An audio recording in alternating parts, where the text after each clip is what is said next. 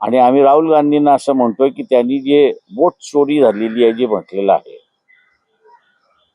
त्यांचं आंदोलन बरोबर आहे, मी नाही असं म्हणत नाही, परंतु जे काही मतदार कापल्या गेलेले आहेत किंवा ज्यांची नावं वगळल्या गेलेली आहेत, त्यांनी कुठल्या तरी एका प्रभागाचं जर एवढी नावं होती, एवढी नावं वगळण्यात आली आणि त्याच्यापैकी एवढी माणसं त्या ठिकाणी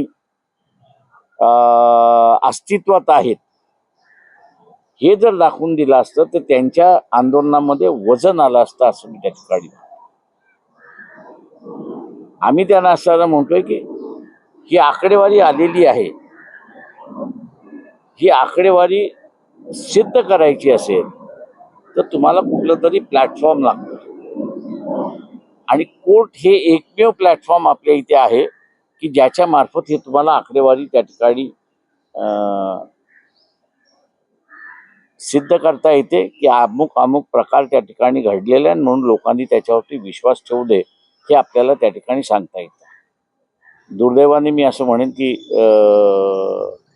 राहुल गांधी किंवा मल्लिकार्जुन खरगे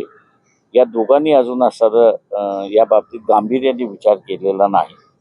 त्यांनी गांभीर्याने विचार करावा अशी असणारी परिस्थिती आहे असं मी त्या ठिकाणी मानतो. सर्जनशील न्यूज.